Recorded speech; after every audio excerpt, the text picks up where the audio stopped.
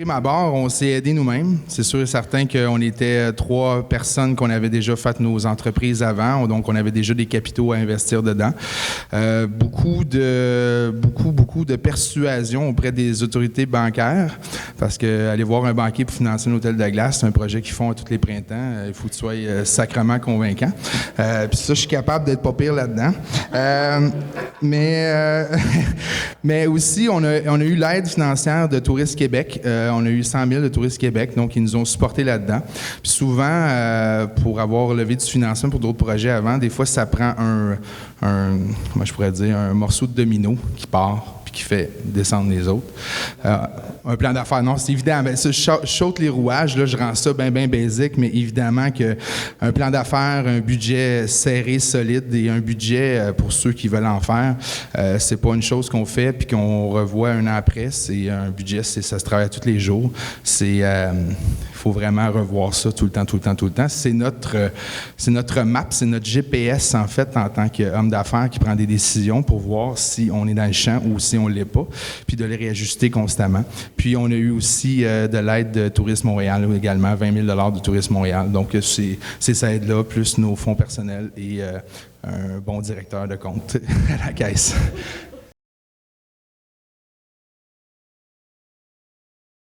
Bien, je pense que c'est une sacrée bonne question. Avant d'embarquer dans un projet, il faut réaliser qu'il y a 2 types de choses, il y a 2 types de difficultés dans la vie. Il y a des choses qui sont difficiles, puis il y a des choses qui sont compliquées. Ce qui est difficile, vous savez, de lancer une balle de baseball à 150 000 à l'heure dans un trou, ça de gros, ça, c'est difficile. C'est pas compliqué, mais c'est difficile. C'est tellement rare le monde qui sont capables qu'on lui donne 25 millions par année pour faire ça. Faire passer un projet dans des étapes, penser à ce que ça doit être de bâtir un barrage hydroélectrique avec les consultations populaires, les études environnementales, les approbations, etc. Ça, ce sont des projets complexes. C'est de la complexité. C'est un peu ce à quoi tu faisais référence en parlant d'approbation. Et il y a énormément d'industries ou de champs d'activité économique qui sont réglementés. On pense à tout ce qui touche la téléphonie, tout ce qui touche la télévision. Vous avez le CRTC, vous avez le Bureau de la concurrence, vous avez le gouvernement, vous avez toutes sortes de monde. Et il faut réaliser que, pour ne pas se décourager, certains de ces éléments de complexité-là sont des barrières à l'entrée, mais une fois que vous êtes entré, c'est des barrières qui vous protègent. C'est pour ça qu'il y a tellement d'éléments qui sont souvent contestés dans les industries réglementées, c'est que c'est vos adversaires qui sollicitent le CRTC pour qu'ils se penchent sur ce que vous venez de faire, sur votre nouvelle campagne publicitaire ou les tarifs que vous affichez pour votre cellulaire ou vos paiements d'automobile.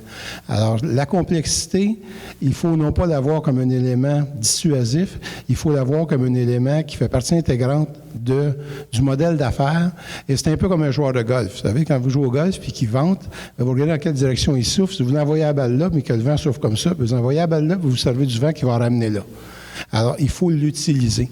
Et vous dire que plus c'est complexe pour y entrer, plus ça va être difficile pour d'autres d'y entrer une fois que vous y serez. Mais il ne faut pas se décourager parce que c'est complexe. Si votre passion, c'est l'aviation, et je la partage parce que je suis moi-même pilote d'hélicoptère depuis une vingtaine d'années, bien, si tu es passionné par ça, il ne faut pas laisser la complexité et la réglementation gouvernementale t'arrêter. Il faut que tu y ailles. Mais il faut que tu reconnaisses ça. Tantôt, Carl faisait référence à avoir un gérant de banque qui vous écoute et d'être particulièrement persuasif. Bien, dans certains cas, complexité, c'est de lever les fonds, de vaincre le scepticisme.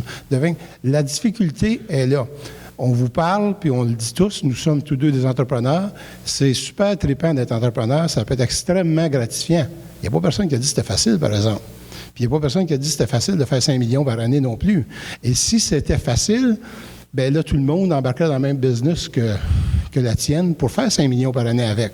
Alors, il y a tout un côté, je pense que de vaincre cette adversité-là, c'est ça qui fait partie du fun de la chose. La barre est haute. Je peux honnêtement juste rajouter, parce que M. Legault a tellement bien exprimé ce que je voulais dire, il m'a volé mes punchs. Mais non, mais sans joke, honnêtement, il y a juste un mot, c'est passion, parce que si on n'est pas passionné, on ne sera pas convaincu, puis quand on est convaincu, on devient convaincant. Puis c'est ce qui fait qu'on peut persévérer. Puis la persévérance, tu sais, c'est un vieil adage, mais Rome ne s'est pas bâti en une journée, mais c'est tellement vrai. Puis honnêtement, je pourrais passer peut-être l'après-midi à vous compter tous les obstacles qu'on a rencontrés depuis 2 ans. Mais vous n'avez pas le temps, puis c'est pas ça que vous dites de voir aujourd'hui. Mais c'est ça, c'est de ne pas lâcher. Parce que si on abandonne, il y a beaucoup de gens qui abandonnent, fait qu'il y a beaucoup de projets qui se font pas. Puis les projets qui se font, comme M. Legault a dit, c'est pas facile de réussir.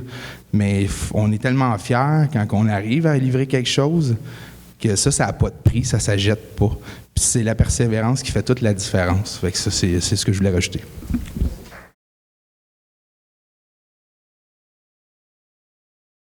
Tu ne te lèves pas un matin et dis « je veux faire un hôtel de glace », j'ai jamais fait ça. Donc, on est allé en Finlande, aller chercher l'expertise, s'associer avec eux, on leur a vendu l'idée. Eux, ils étaient intéressés comme nous, ils avaient des idées de grandeur, puis tout ça. Puis, tout le processus de création, écoute, ça a été autant autour d'une bière, souvent plusieurs bières, de penser à des idées. Bon, on voulait faire un hôtel, après ça, bon, on va faire un village.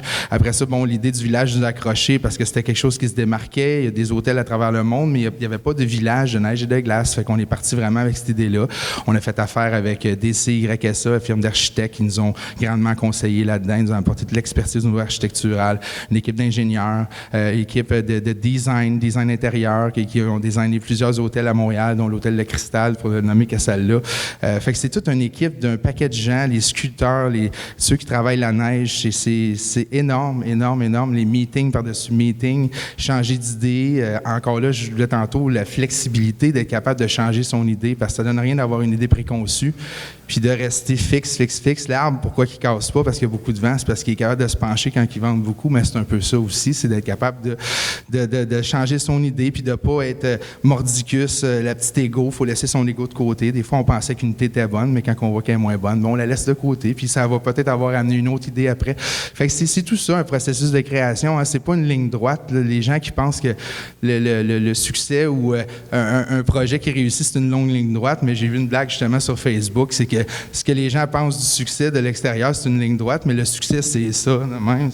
Un projet, ça revient d'abord. Ça fait que, non, c'est ça. C'est ça le processus de création du village des neiges. Même encore là, on est encore en train de travailler dessus. Fait que...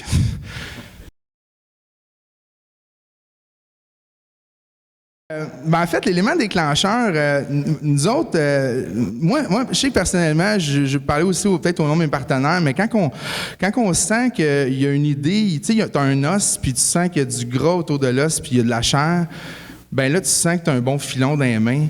Puis c'est quasiment criminel de ne pas le faire. Honnêtement, c'est ça. Je pense que c'est ça l'élément déclencheur, c'est de dire, bon, on tient de quoi?